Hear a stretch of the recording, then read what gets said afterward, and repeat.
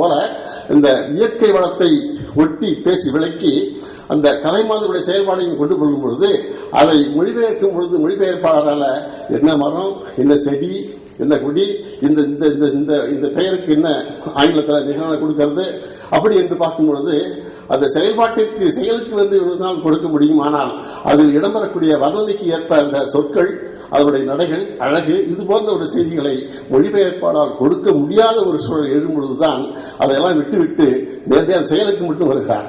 எனவே மொழிபெயர்ப்பு என்பது ஒரு மொழியினுடைய ஆக்கம் என்பது அந்த மக்களுடைய தன்மையை ஏற்றியும் இயற்கை சூழலுடைய தன்மையை ஏற்றியும் அந்த அழகாக அது அமைகிறது. அந்த அழகினை இன்னொரு மொழியில் கொண்டு செல்வதற்கு முடியவில்லை.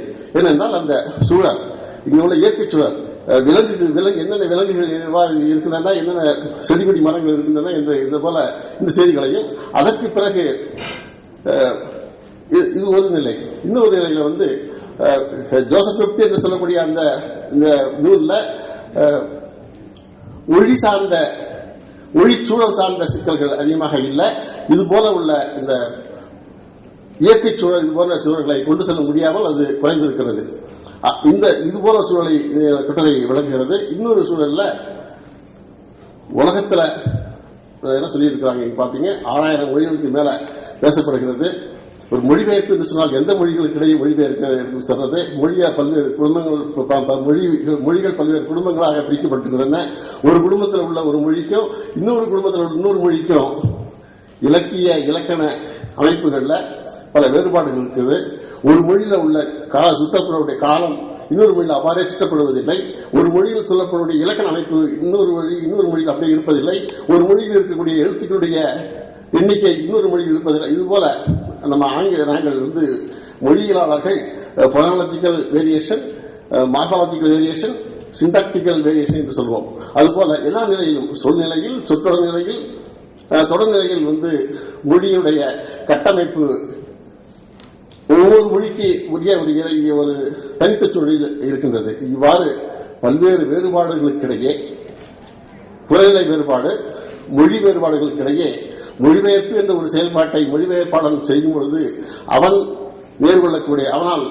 மேற்கொள்ளக்கூடிய பல்வேறு சூழல்கள், அந்த சூழலில் அப்ப ஒரு திறம், 2 மொழியிலும் எல்லா செய்திகளையும் நன்கு அறிந்த ஒருவனால் தான் நல்ல மொழிபெயர்ப்பை செய்ய முடியும் என்ற நிலை. எனவே மொழி சார்ந்த சூழல்களையும் அவன் உணர வேண்டும், உலகியல் சார்ந்த சூழல்களையும் அவன் உணர வேண்டும். இரண்டும் சரியாக அமைந்தால்தான் நல்ல மொழிபெயர்ப்பு அமையும் என்ற நிலையில் அந்த செய்திகளை இது வந்து நம்ம மாற்ற முடியாது. அந்த நிலையில் வந்து மொழிபெயர்ப்பு சார்ந்து பல்வேறு கொள்கைகள், கோட்பாடுகள் ஒரு சில அறிஞர்களால் அறிமுகப்படுத்தப்பட்டிருக்கின்றன. அந்த வகையிலே முன்னாள் கட்டுரையாளர் சொன்னது போல நோம் சோம்ஸ்கி என்ற ஒரு மொழிகள் அறிஞர் சொல்லியிருக்கார். இந்த டீப் ஸ்ட்ரக்சர், சர்ஃபேஸ் ஸ்ட்ரக்சர் சொல்லுது. ஒரு மனிதன் பேசும்பொழுது அவன் மனசுல ஒன்று இருக்கு, அந்த மனசில் இருக்கிற கருத்தை வெளிப்படுத்துவதற்காக அவன் ஒரு வடிவத்தை பயன்படுத்துகின்றான். அந்த வடிவத்திற்கு அவனுடைய மனத்துக்கு உள்ளாத ஒரு வடிவம் இருக்கிறது என்று சொல்லி, அந்த மனத்திற்கு உள்ளாத இருக்கக்கூடிய வடிவமும் அவனால் புறநிலையில் வெளிப்படுத்தக்கூடிய ஒரு வடிவமும், 2 வடிவத்துக்கு தான், ஒன்று டீப் ஸ்ட்ரக்சர், ஒன்று சர்ஃபேஸ் ஸ்ட்ரக்சர் சொல்றாங்க.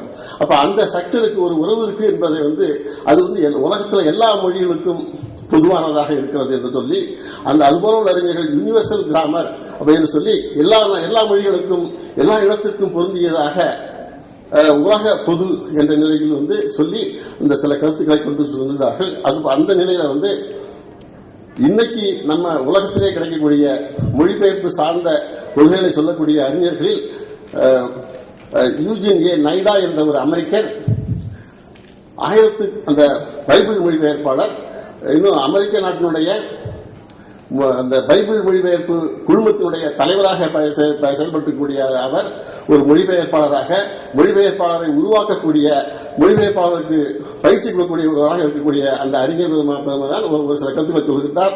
அவர்கள் சொல்லக்கூடிய கருத்துக்களை நாம் உள்வாங்கிக் கொண்டால் இந்த மொழி, உலகத்தில் பல்வேறு மொழிகள் இருந்தாலும் பல்வேறு மொழிகளுக்கு பல்வேறு இலக்கண அமைப்புகளும் வேறுபட்டாலும் கூட நாம் மொழிபெயர்ப்பு செய்வதற்கு எளிதாக செய்யலாம் என்ற ஒரு முறையை அறிமுகப்படுத்துகின்றார். அது வந்து மொழிபெயர்ப்பு செய்வதற்கு பயன்படக்கூடியதாக இருக்கிறது. அவர் என்ன சொல்றாருனாக்கா,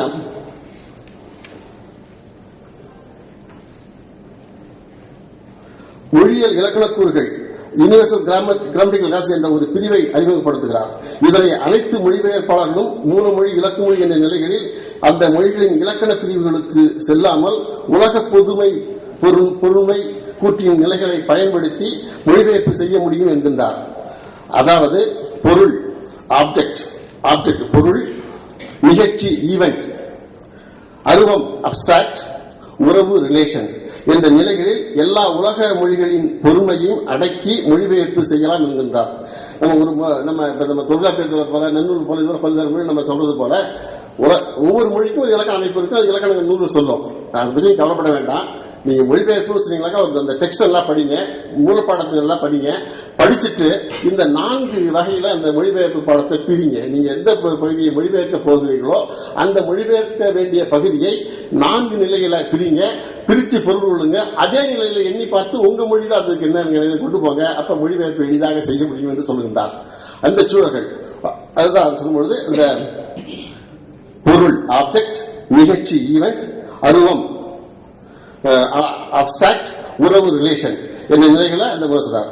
நான் ஒரு சொல்றேன், goat eats shoots and green leaves அப்படின்னு சொல்றாங்க வச்சுங்களேன். அப்ப சொல்லும் பொழுது கோட் அப்படிங்கிறது object, goat eats shoot and green leaves. ஷூட்டுங்கிறது வந்து ஈட் அப்படிங்கிறது வந்து ஈவெண்ட், அன்புங்கிறது வந்து இந்த உறவு, இணைக்கக்கூடிய உறவு. இதுபோல எந்த ஒரு தொடராக இருந்தாலும் அது வந்து ஆப்ஜெக்டா, ஈவெண்டா, அப்ஸ்ட்ராக்ட் சொல்றது வந்து நமக்கு கண்ணுக்கு பார்க்கறது கிரீன், நல்லவன் கெட்டவன், நம்ம கண்ணால பார்க்க முடியாது. அதுபோல செய்து அப்ஸ்ட்ராக்ட் அப்படிங்கிற அருவம் சொல்றாங்க. அதுபோல அந்த 4 வகையாக பிரித்துக் கொள்ளுங்கள். அதற்கு உங்க மொழியில் என்னன்னு பார்த்து அதை தொடர்படுத்துங்க. தொடர்படுத்தக்கூடிய சொற்களுக்கு கனெக்டிவ்ஸ் சொல்லக்கூடிய அது போல அண்டு இது போல சொற்கள். இந்த வகையில மூல செய்தியை வந்து பகுத்து பார்த்து அனலைஸ் பண்ணி அதற்கு பிறகு உங்களுடைய அடுத்த மொழிபெயர்ப்புல 3 நிலைகள் இருக்குது.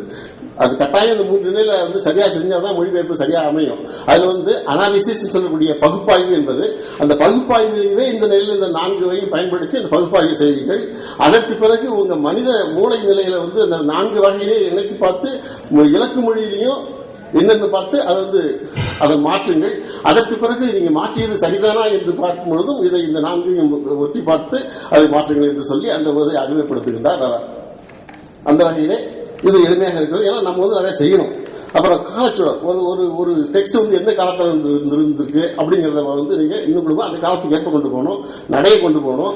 ஒரு மொழிபெயர்ப்பு மூலங்கள்ல பல்வேறு இலக்கண சூழல் இருக்கு. அத்தனை சூழலையும் பார்க்கணும். அந்த வகையில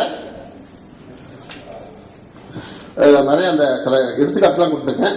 எடுத்துக்காட்டுல அத்தனையும் பேசுறதுக்கு கருத்து சூழல், அந்த மொழி அமைக்கிறது, பயன்பாட்டு கலைச்சொல் ஆக்கம், இது போல சொல்லிருக்கிறேன். இப்ப வந்து நான் சொல்ல வேண்டிய ஒரு முக்கியமான செய்தி, இப்ப இந்த தேசிய மொழிபெயர்ப்பு மையம் என்று இந்திய அரசு வந்து அமைச்சு 2500 கோடி ஒதுக்கியிருக்கு. நேஷனல் டிரான்ஸ்லேஷன் மிஷன் ஒரு அமைப்பு. அந்த அமைப்பினுடைய அடிப்படை வேலை என்ன என்று சொன்னால், இந்திய மொழிகளில் அறிவார்ந்த அறிவியல் செய்திகளை இந்திய மொழிகளில் மொழிபெயர்ப்பதற்கு எல்லா வசதிகளும்